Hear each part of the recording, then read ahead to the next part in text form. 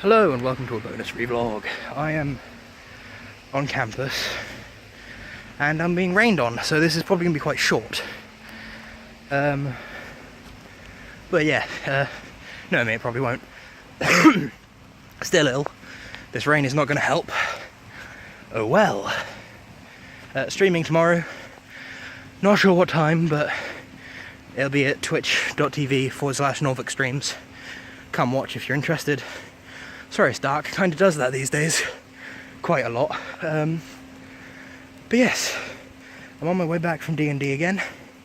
It's been a while since I've done this session of D&D for this Dungeon Master, this campaign. That's the word I'm looking for. And holy balls, it's phenomenal. It's much less fun now that one of my best friends has stopped. They said they're going to DM at some point. I'm looking forward to it a lot. I said I'd co-DM, which is new to me. I think I'll mostly be the rules monkey, just like, what does this do? Oh, it does this. Or should I use this or that? I'd be like, well, they're resistant to that, so use this, and so on. More. I smell marijuana. Interesting. But yeah, more so than any actual plot help. Though I can help them design it if they so desire, and I'll also be doing NPC voices and stuff. But yeah, I'm looking forward to that. Oh, coming into the light. Wearing my D&D shirt that came in my D&D loot crate, which is less of a D&D loot crate and more of a just sort of general RPGs loot crate. But yeah, that's fine by me. And yeah, my character nearly died again. I swear this DM has a thing for nearly killing my character. Because I think for the first 2 months of our plays, there wasn't a session that he didn't go unconscious. This time, he nearly got crushed by water. He can breathe underwater though, and he has a swim speed, so he was able to swim up, which was good. Man, I look like a fucking drowned rat. Speaking of rats, we had to fight, I don't know, 40, 50 of them. Not like actual rats, like rat men. I remember this place. I'm gonna go through here. Ooh, lovely. Ooh, that sounds delicious. But yes, it's a... Oh, sorry. Yeah, I love this campaign so much. It's my favourite.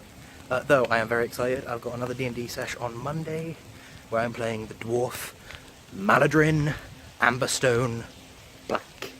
The blank isn't actually their name at all. The blank is their unearned name, because you have to earn last names as a dwarf in that world according to the Dungeon Master. So that's why they don't have a last name. But yeah, they're not a fighter, they're a ranger who uses a flail rather than ranged weapons. Brilliant. And they really love their flail. It's Agony from Critical Role's Vestiges of Divergence. Thank you, Matthew Mercer, for making such a beautiful weapon, which is going to be historically in world a family weapon. I fucking love it. They're also possessed by the spirit of their unborn brother, because they were going to be in triplets, them, their sister, and their brother, but their brother's body got taken by a fiend, and or a celestial, I don't remember, and yes, so the brother's body's gone, but the soul had to go somewhere, so it inhabited the nearest similar thing, which was Maladrin.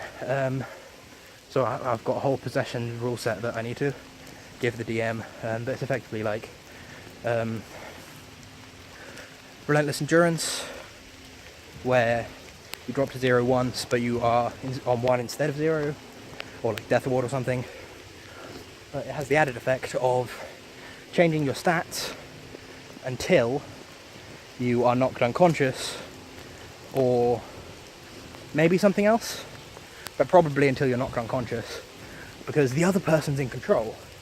And mental stats will change, but I'm also changing dexterity, because this is a strength-based character, which is new for me, but yes, they are.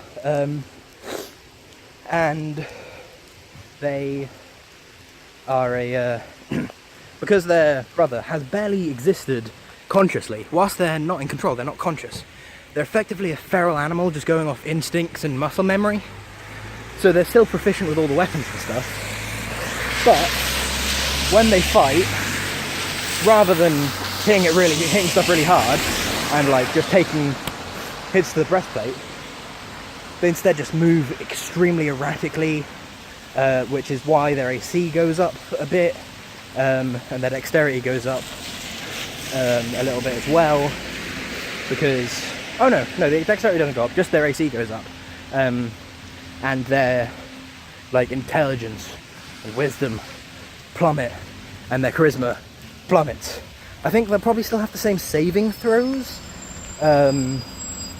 but like for ability checks they would be like, they may just not be able to make them. I haven't concreted it yet, but that's the general idea. I think it's going to be really cool. I hope that everyone else who's playing enjoys it. The DM seems excited for it. Oh, but I love having so much D&D in my life. I've got 6 sessions going at the moment. 2 of which I run. They're in the same world, different sets of players, obviously. Though interestingly enough, in both of them I have, like, they're in the human kingdom, which is at war with the tiefling kingdom. But in both of them I have a tiefling, though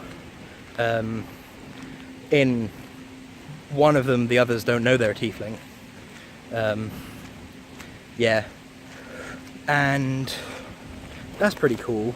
Then I've got a group, this group that I've done today. Got my other group Monday, that's 4. Where are my other 2? I don't honestly know, maybe I've only got 4. What the hell am I on about? I don't know, oh yeah, I've got my friend, my housemate Mark is running one, and so is my housemate Johnny. Just Mark is a busy man, he has a job and uni and stuff, so he doesn't get to do it very often. Like, he doesn't have much time to put any prep or anything in. And Johnny's, we haven't started because the other people haven't actually made their characters yet. So that'll be why I forgot them. But I'm very excited for Mark's as well, because I'm playing a Warlock Rogue. I put 3 points into Warlock, so I could have a Pact of the Chain. And I am the Unearthed Arcana Raven Queen patron, which means I get a little spiritual raven, which is very useful because I'm going to make this a very wise character, but they start with like 8 wisdom. But when the raven is on their shoulder, they get a charisma bonus to perception, and I think insight as well. I don't really know, can't remember. It says it on my sheet. Yeah, they get that bonus, which will be phenomenal. And then I'm going to like get them to take all of the feats revolving around wisdom, so they'll have like insightful, or whatever that's called, observant, perceptive, and so on. So they're going to be really wise. They're currently very charismatic. Think I might take the actor feat as well, because they have the Mask of Many Faces. They're a Furbolg as well. They have expertise in, I think, performance and deception, as they are level 1 rogue, because they're level 4. And I'm just going to go straight rogue till level 11 at least, because mechanically I want reliable talent, I think it's called, which is just phenomenal. But they also have their familiar is shape of a raven, so they have 2 ravens, and so I'm probably going to go ranger after getting to level 11, so they get their 3rd raven, which is one of their goals in life, is to get a 3rd raven. And I think I'm probably going to take the myriad of forms, or whatever it's called, whenever I get to... No, I can't, because that's Warlock, I'm going rogue. Fudge. Otherwise I'm going to take that so they could polymorph themselves into a raven and just have 4 ravens attack their opponent. But I think you need to like be level 15 in Warlock to be able to get that invocation, so it's a no from me. But yeah, so much for short. This is longer than most of my actual vlogs. Nearly 10 minutes now. But what can I say? D&D is wonderful. Anyway, my housemate Johnny's is set in space. It's actually 5th Age, not D&D, but you know, it's tabletop RPG, yada yada yada. And I think that 5th Age is just a sub rule set made off of D&D. I'm not sure, but I think it is.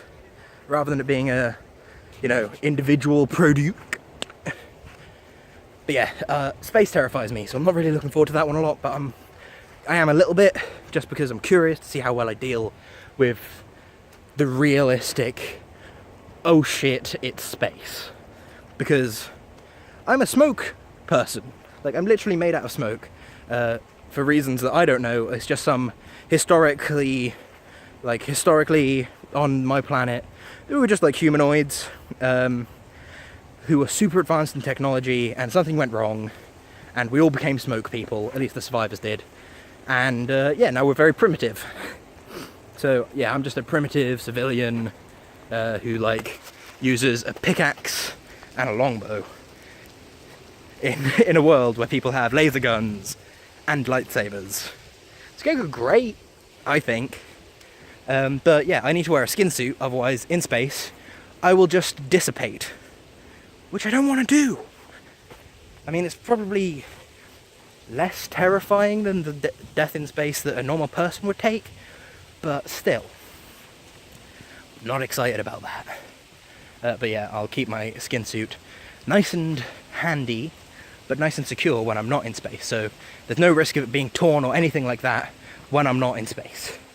Because if you wear it whilst you're down on a planet, and you like, get shot, there's a hole in it. You're screwed if you have to go in space.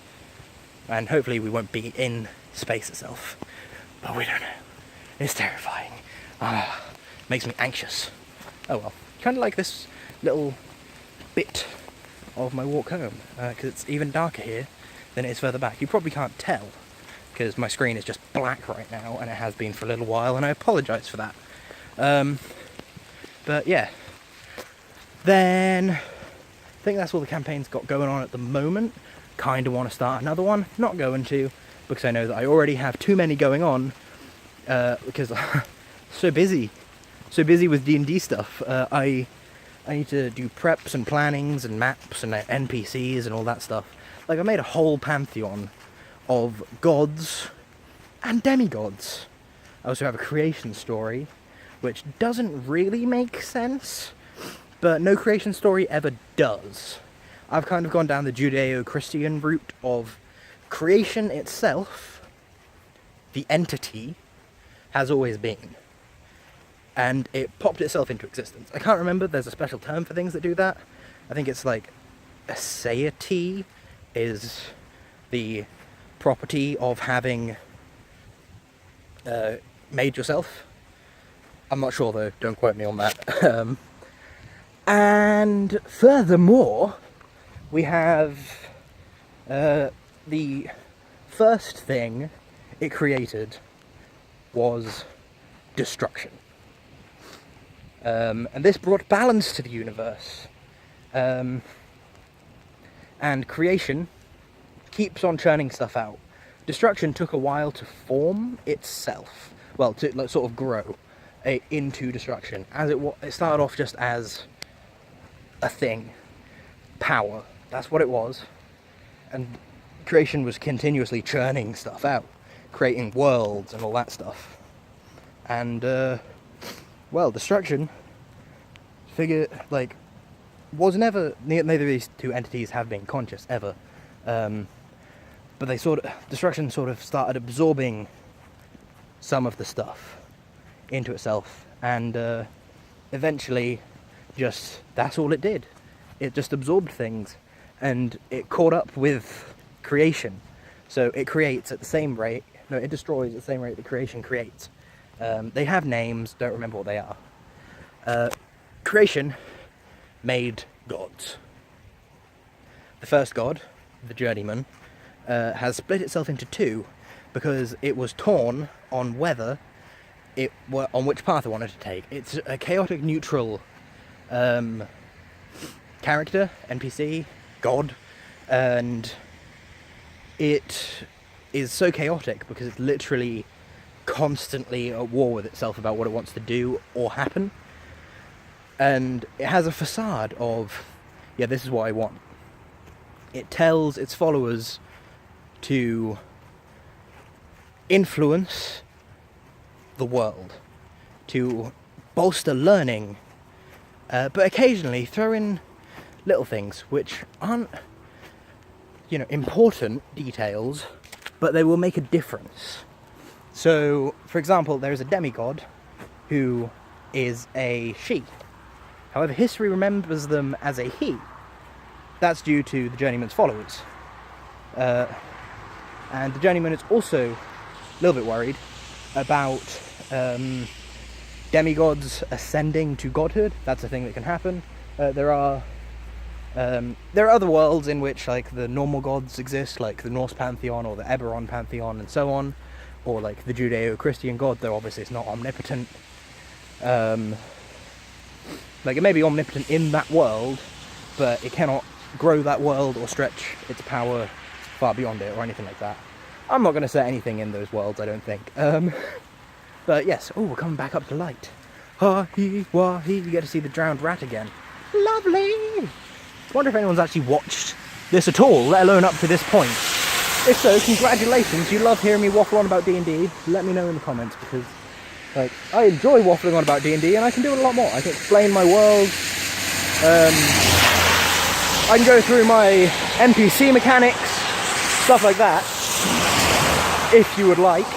In fact, I'll probably do that anyway, because, hell, I love D&D so much. What else was I going to say? Oh yes, the gods. Yeah, but the Journeyman is worried about certain things becoming gods, particularly things that they were a patron for warlocks. Because I have a thing where anything above level 40, because you can get above level 20 in my campaign, classes as a demigod. When you hit level 60 is when you're on the boundary between demigod and legitimate god. You just have to, I need to find a deification process. Because there needs to be something you have to do. It can't just be you have an amassing amount of power, because gods have an infinite amount of power. It just takes a long time for it to return after it's been used, which is why gods cannot die. Though, spoilers, gods can be assimilated. So if a god were to find destruction, it could assimilate the god. The gods tend to know vaguely to not go to the one plane where destruction and creation are. It's like an unwritten rule, don't do it. However, if one of them did, and destruction absorbed them, and there were no gods on the side of creation aiding it, or like just letting it, or sort of giving themselves to it, then that would tip the scales of creation into destruction's favour. That is like the big thing which is going on in my world, though I'm not sure whether it's ever going to get to that point. I do make rolls for how well the journeymans do in their search for creation and destruction to see whether the balance changes at all. So far it hasn't, because the chances are so low of it happening. I think I've made it like 1 in 10,000, because I roll, I think it's 2d1, I can't remember my system now, damn it. I'll try and remember at some point, I might bring it up, but yeah, how am I doing for battery real quick? 11%, so I'm going to stop now. I've enjoyed rambling about D&D to you, and I will catch you cats on the flip-flop. Bye-bye!